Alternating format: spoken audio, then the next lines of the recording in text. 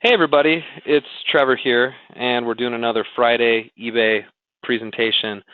I've got some ideas about what I want to do today, specifically as it relates to the drop shipping retail strategy that we talk so much about in our program. Um, and as I was mentioning to some of you guys earlier who were here before we started the recording, I think it's important that you guys go into this with the right expectations.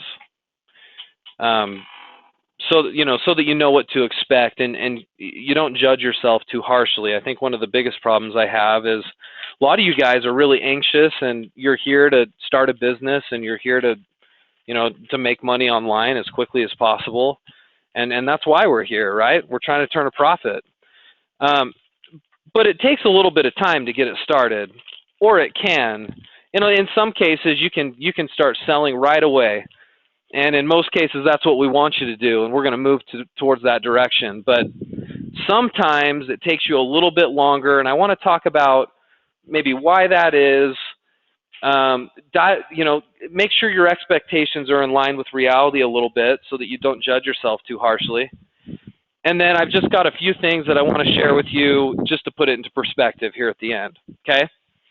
So this isn't really talking about other eBay strategies. This is mainly just in the context of the retail dropshipping method. So keep that in mind as we're talking about it. All right, let me grab some notes here that I'm just going to post on the screen for you guys. There we go. You should be able to see that. Here's number one. I want to read it to you guys real quick. It says it's not uncommon to see only 5 to 10% of your retail dropship listings sell in a calendar month, and then in parentheses, at the start. So think about this with me for just a second. If you're a brand new eBay retail seller and you list, let's say 40 items over the course of a month, statistically you'll probably close between 2 and 4 sales off of those listings if they're brand new, fresh listings. If they're the types of listings that we teach you to do, where you get in there, you pick some seasonal stuff, and you just start putting things up for sale. Usually your percentages are kind of low. Now, does that surprise anybody who's here, or is that pretty in line with your experience so far as a newer seller? 5 and 10%, 1 out of 10. Now, this surprises a lot of my clients when I talk to them about it, because they think, well, wait a minute, how am I supposed to make any money in a hurry, right? If I'm only making 1 out of 10 of my sales or of my listings happen. Myra, that fits in line with you, even a little lower on your first go around. So here, and let me tell you what, this is what happens when my clients experience this, right? And you can tell me how you felt when this happened, Myra. Myra said she did 99 items in her first month and sold 1. Okay. How was that? Was that kind of a shot to your confidence a little bit, Myra? I know a lot of my clients feel that way. Now, there's some things we can do to make those numbers go up, but I guess the big point in what I want to tell you right now is that's not uncommon. So if you only have like 15 listings in your store, and over the course of the month you've only added a few more, and at the end of the month you have 35 or 40, and granted it's your first month, and things are kind of slow and you're learning, and anyway, if you only close a few sales off of that, that's very common. Okay, so I want to make sure that expectation is very clear. If any of you guys have felt even remotely discouraged because your sales have been low in your first month, it is common. Now, I've had some clients that have done extremely well. We've got a lot of clients that get in their first month and really start killing it. But don't beat yourself up if you're kind of in this percentage or percentile at the start. There are things that we can do to improve this. But this number is really only common for your first month. As you continue doing this strategy, those numbers should rise, and you should sell a far greater percentage of your products. Now let's look at number 2 for a second here. It says you may feel a little like most entrepreneurs who start businesses. You work a lot and you make only a little at the start. You work a lot and you make only a little bit at the start. Have any of you guys felt that way? Have you felt like you put in a lot of time and energy into the business thus far, and you just haven't seen a lot of result yet? I'll bet a lot of you guys have. I know a lot of you guys have because I've talked to you about it.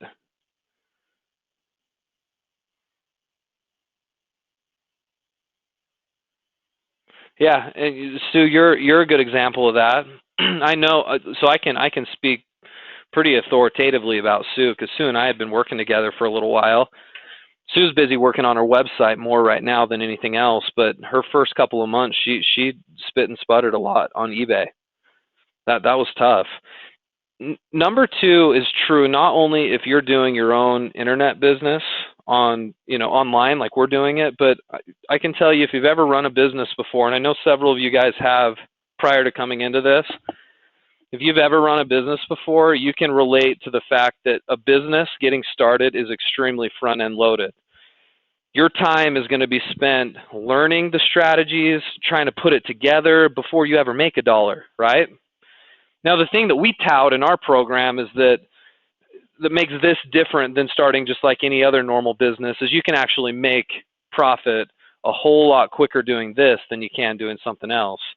There was a time a while ago where I had sold a local business that I owned just here in Utah, and I was actually looking at getting into buying a restaurant.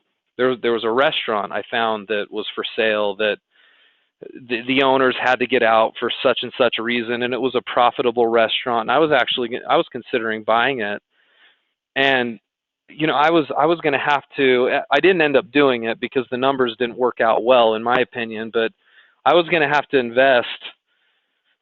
I can't even remember the numbers now. 150 grand, something like that, to buy this little store. I mean, it wasn't anything big. It was just a little one. And then I was going to have to work really hard because it wasn't really overly profitable. And I just remember running the numbers and thinking, no thanks. That's a lot of investment for not a lot of return. And so I didn't do it. But you talk to anybody who's owned their own business before, even outside of the internet, and they're going to tell you they probably worked a lot before they saw a lot of profit. So if you've had that experience so far, it's not uncommon. You're an entrepreneur online, but with your coach's help, I think there's some things that you can do to make sure that you are having a profitable first month and a better second month and an even better third month, to where you're doing what some of our better clients are doing, where they're making in sales 15, 20 grand a month. When they're at their 6-month mark on eBay. You guys can get there, but if number two resonates with you at all, you're not alone, right? And I just wanted to make that clear. I think some of my clients feel a little isolated, thinking that they're maybe doing something wrong, or they're one of our only clients that are spitting and sputtering along their first month. That's just not true. That's going to happen a little bit. Let's go to number 3 real quick. In regards to the retail strategy, we write this: you will be inclined to want to research your competition, and I've got to pluralize this, and run numbers and overanalyze your listings at the start. That's going to be your tendency. You're going to be inclined to do that. And then we say in big bold letters here, just don't do it. Not yet, anyway. Okay, there will be a time where you use some really neat eBay research tools, where a little more analysis comes into play. But during your first couple of months, when you're doing the retail strategy, most of your time should be spent on trying to figure out how to get fast, like how to really list quickly and how to be extremely efficient. If it's taking you 35 minutes per listing to get something up, that's got to be cut down to 6, 7, 8 minutes per listing. Because if you can get down to that sort of a level, this is a strategy that can work for you. The retail strategy is not overly analytical at the start. So if you're inclined, and I've got some clients that come from backgrounds where just naturally you're going to want to analyze things. I've got some engineers that I work with. I've got some teachers that I work with that want to understand all the nuances before they actually put up a listing, and you have to put that part of yourself off and just say, okay, I'm just going to focus on speed and focus on volume. So number 3 is very true. Oh yeah, sorry, Karen. We do have some clients that have made 20 grand a month, but I'm talking in sales. So some of our better clients right now in sales are, yeah, they're in the neighborhood of anywhere between 20 and 40 grand a month in sales, which is pretty solid because depending on their profit margins, they can be making, you could be making 10, 15 grand off of that in a month. Just depends on your suppliers and your margins. But yeah, but I mean those kind of numbers, I mean it's not common to see that kind of thing happen in the first month, right? Or even the first couple of months. The clients that I have in mind that I'm thinking of that are doing real well that way, and you guys have seen them. I mean I've posted, or at least I've told you guys about some of these guys. Let me show you who I'm talking about if some of you guys aren't sure, because some of these clients will actually give us video testimonials right here. So elsmentor.com/success, and then you go to testimonials. These are 2 of my favorite examples because they're 2 that I've worked with on a personal level. Dan here at the top, he was one of my clients a few years back, and he agreed to do a video. We actually flew Dan out to Utah, and he did a video for us. And so you don't see me in the video there, but I'm actually interviewing him, asking him questions, and he's responding. So he's kind of a neat story. And then one of our most recent ones, Anthony White here, I shared that with a lot of you guys pretty recently. He's doing extremely well. He's got a nice little niche. He does drop shipping exclusively, and really does very well. So those are a couple of examples, but we have a lot of clients that are. We've got clients that are doing really great, some that are doing okay, and then a few that are struggling. And usually my struggling clients happen at the very start when they're just trying to learn everything, but over time, as they learn it and they do it, things get better, and we make this a success. But you got to get in the right mentality, and I guess that's part of my point, is when you're an entrepreneur and you're starting something brand new like this, even in a great training program like you have, there's just a lot of work that goes into it up front before you see a ton in return. And if you're in a spot where you need to see returns right away, that can still happen. You and your coach are just going to have to dig down and really work hard if financially you need it to happen sooner rather than later, okay? All right, so let me get off of that for just a second. Let me go to number 4, and this kind of corresponds to what we've been talking about so far. Number 4 says you may look at your hourly rate. So your hourly, I know you're not getting paid hourly, but I'll explain this. You may look at your hourly rate at the beginning and shudder as you're making less than you'd like, okay? Okay, so what do I mean by that? So you're not getting paid an hourly rate, but you kind of are if you think about it.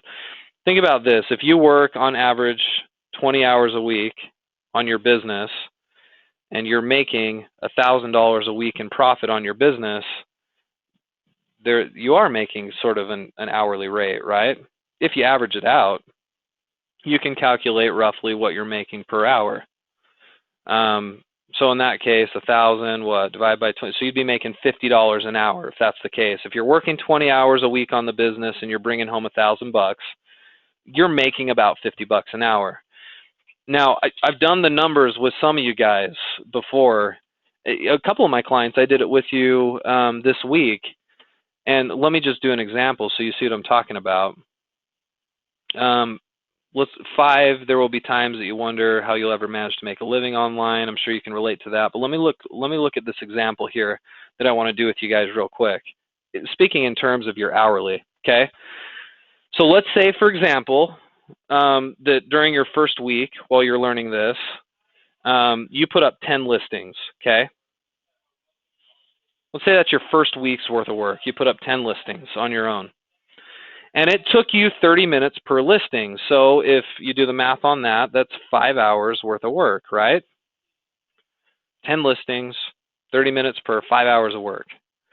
And let's say out of those 10 listings, you manage to make one sale, which would be sort of on par with some of our averages. You make one sale. It's a retail item. You sell it. It's being shipped out of Walmart. And after all your eBay fees and taxes and stuff, let's say your profit was right here, 12 bucks, okay? Well, if you do the math on that, you essentially worked 5 hours to make $12, right? What's your hourly rate on that?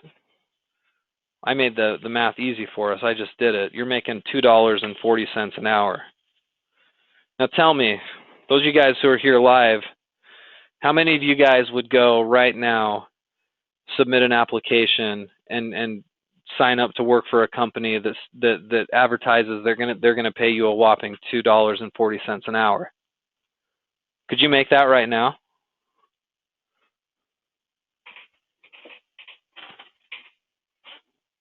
Probably not legally, right? In fact, I don't think it's legal. Well, that would violate minimum wage law, wouldn't it? What's minimum wage now? I can't even remember. It's not 240. It's a lot higher than that.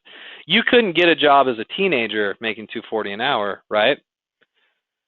So who in their right mind then would look at this and say, yeah, that was a good investment of my time. I worked 5 hours, I made 12 bucks, I'm averaging $2.40 an hour. I think that's how some of you guys feel, right? When you first start the retail strategy, because you're slow, you don't list things very quickly, you're still learning, you're spending a lot of your time doing other things, just trying to learn. Even in a webinar like this is part of your business. You're spending time getting educated about the business. So it's very common to look at your hourly and shudder a little bit, thinking, wow, I could be making better money if I just went and grabbed a job, right? But think about it this week, or this way for week 2, okay? So here's what happened week 2 then, hypothetically. Week 2, you relist your products. And how long does it take to relist those 10 items? No time, right? You click a button and they're all relisted. So really that didn't take you any extra time. So now in week 2, you have the same 10 listings that are sitting there on eBay. If the percentages work out and you make another sale, well, you made another $12, right? So that makes in your first 2 weeks now, you've made $24. Really your hourly hasn't changed, because since you were able to relist all of those, it only took you a whopping, 1 minute to hit the relist button on all of those items. So those all went back up.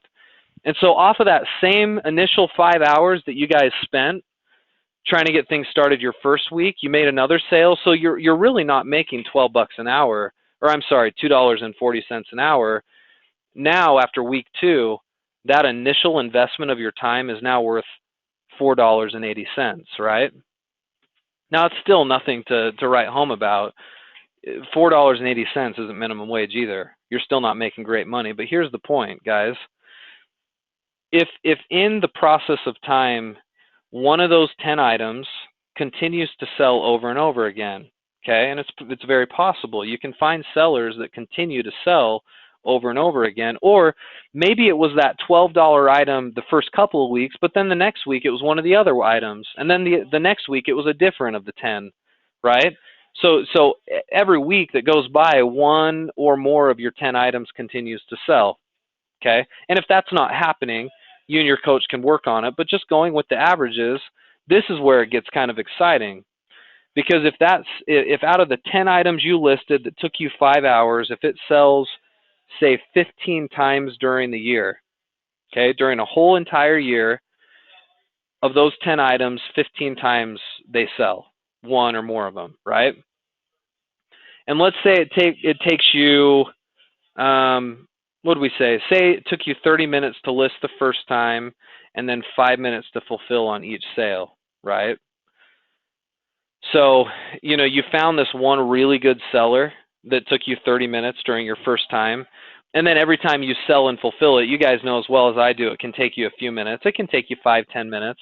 But assuming 5 minutes and you get quick to fulfill it and get it ordered, your total hours worked for that one sale is going to be an hour and a half over the course of the year. And you're going to make $180 on it, right? Because we're saying this item that makes you $12, that took you 30 minutes to list your first time sold 15 times over the course of the year. That's $180 in profit. And if you divide that by the hour and a half that you worked, you're making $120 an hour off of that one single product. That's where this strategy gets interesting, because you guys are going to stumble in to some really good sellers. You've heard me talk about it before, and I'll bring it up again because it's one of my favorite stories. I love to tell the story of the ugly brown leather couch. You guys know what I'm talking about? Those of you guys that are here live with me right now, what am I talking about? You heard me talk about that in some of my webinars before.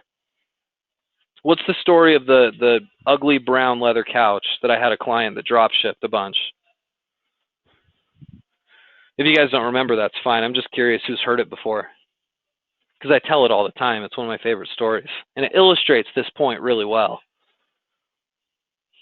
Anybody? Does that sound familiar? No? Yes?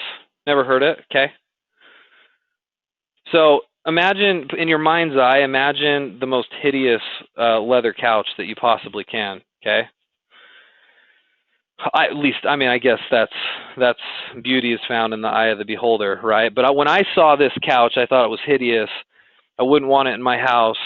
But it was a product from one of my clients' suppliers, one of their retail suppliers, and it's pretty expensive too. I mean, I can't remember the exact numbers, so I apologize if the numbers are a little different. But I think the couch was somewhere in the neighborhood of $1,000. And this client was marking it up, a whole bunch, selling it for like $1,400 or something. I can't even remember the exact numbers. All I remember is per sale after fees and stuff, he was still making a pretty cool $80. Okay, so not bad, right? Every time this hideous couch sold, he made $80 on it roughly. Well, when he first listed it, he put it up that first week, and we were kind of browsing through his listings, and we both looked at it and kind of laughed, like, oh, well, it is kind of an ugly couch, and he laughed about it, and I was like, well, I guess we can see if it sells, right? I don't know. Maybe it'll sell. Maybe somebody does think it's nice and they'll buy it. So we went 2 or 3 weeks and nothing happened. It got a few views. I don't even know if it got any watchers on it. Nothing really happened, and then week 4 came around, and still nothing. It had been a full solid month, and this couch had never sold and never really got that much interest. So we had a choice to make at that point. We could either take that couch and replace it with another product, or we could leave it up for a little longer and see what happens. Well, we reviewed his listing, and his listing looked pretty good. His title looked good. His price was okay.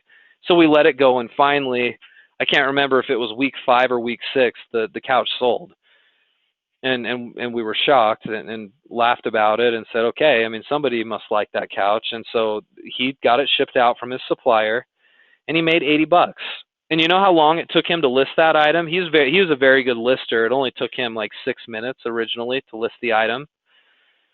So he listed it, took him 6 minutes, and then, I don't know, in all the weeks that he relisted it, add another couple minutes, 2-3 minutes. I mean, he probably had a total of 10 minutes of work into this couch, and he made $80 on it, which was really kind of exciting.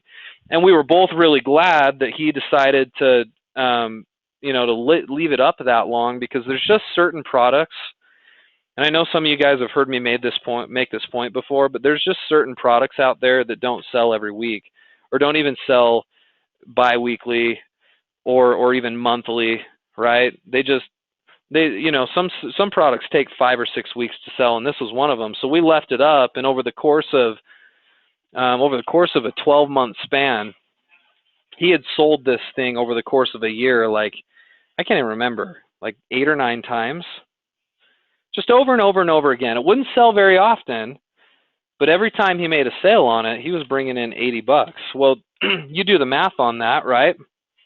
If he sells this thing and after fees he's making $80, and he sold it 9 times, over the course of 12 months, he made $720 off of this really ugly brown couch, right?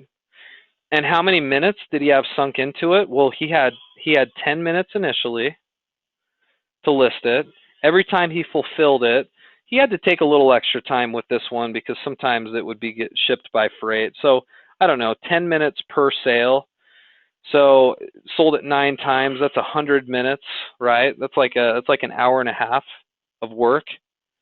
So do the math on that, guys. If you spent an hour and a half on one listing and ended up making $720 over the course of a year, wouldn't you argue that's a pretty darn good rate of return on your hourly, right?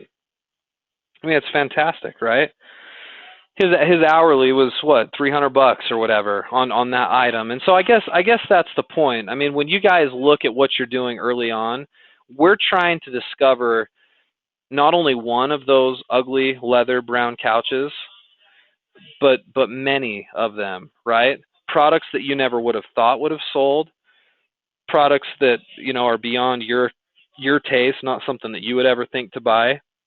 Like, we're searching for these products and they're out there.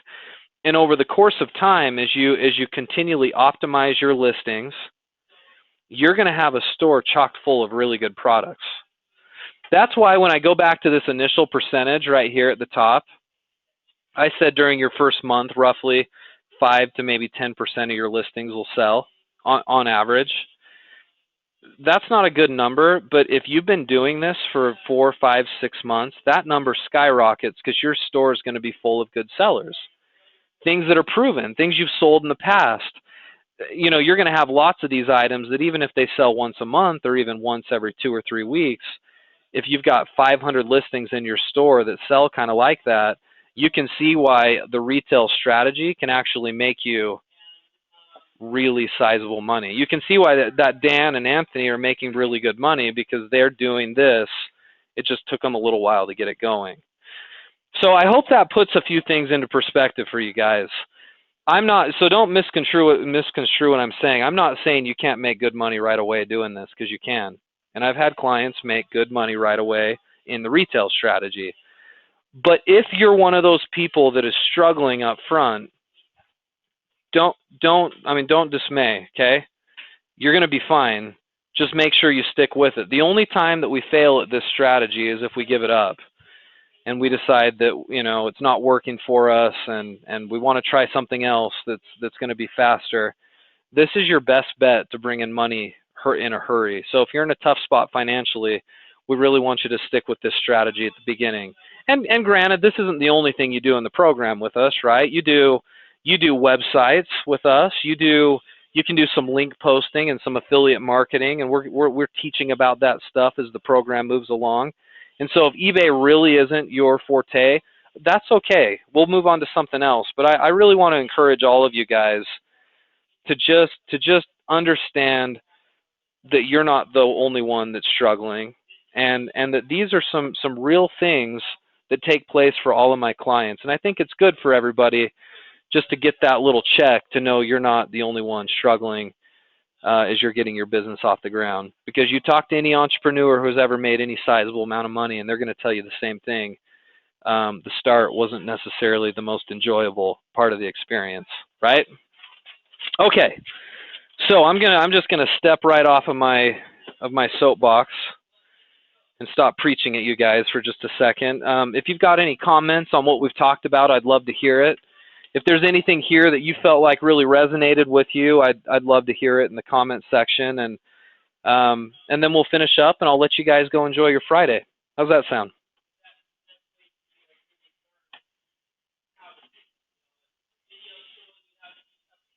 Okay, and I'll look to your questions too. So questions, comments. Do you disagree with anything I just shared there? I mean, let's talk about this for just a second before we finish up.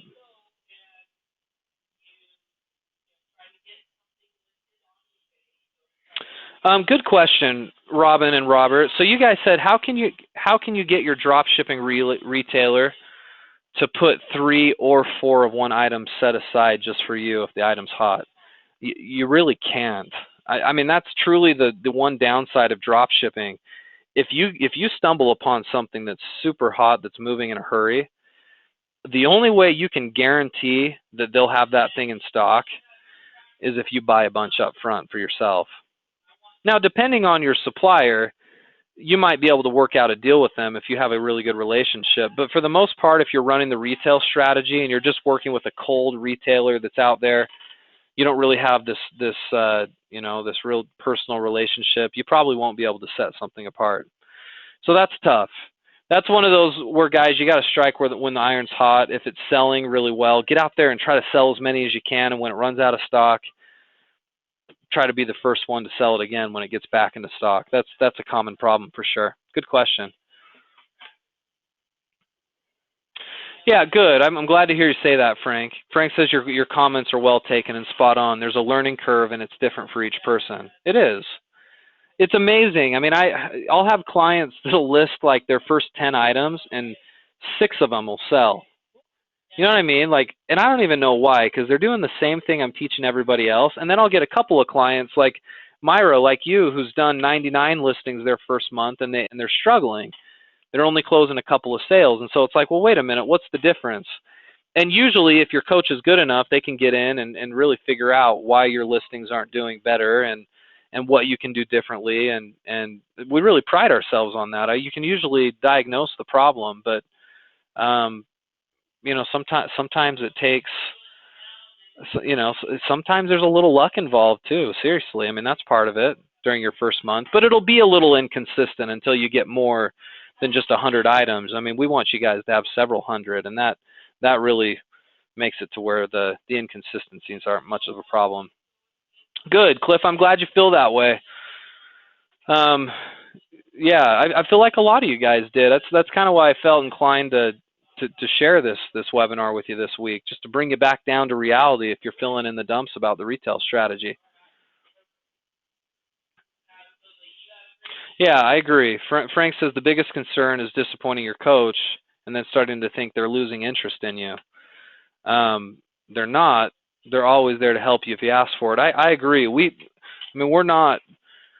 In fact, I would say almost the opposite, Frank. We probably have more interest in our clients that are really struggling with this, because we, just as a consulting company, this company, they make their hay by doing a good job and getting people with businesses that make them money, right? So if you're spitting and sputtering, I promise you, we're even more concerned, because we need to get you making money for sure. Yeah, good comment. Anybody else have any thoughts then before we finish up? Hopefully this was instructive to you, and if you've decided that the retail strategy isn't working for you, I beg you to reconsider. And if it's just being a little slow for you, I would advise you to stick with it. Work with your coach on it, and let's make some money doing it. And if in the end, for some odd reason, you just can't ever get something going, it's not the end of the world. I don't think that'll happen, and it rarely does. But if it did to you, you would have your website that you're working on with us. You could do some affiliate marketing, some blogging, some advertising on that blog. You can do some Google AdSense. There's just so many ways to make money online.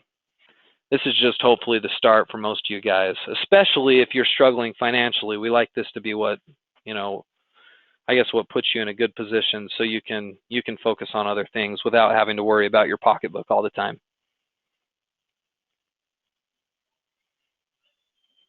Okay, well, thank you. Yeah, Sue, that's great. That's great. Yeah, I know you'll get it. Sue, you've been so busy working on your site. I know it's been hard to even think back to doing some eBay, but I know you'll get it. All right. Well, I sure appreciate all you guys being here. We'll see you next week if you can make it. If not, catch the recording. We'll probably just do a short one since the 4th is the next day and it's a holiday week. But come on out if you can, and I will see everybody Friday and Thursday if you can make it next week. See you guys. Appreciate it.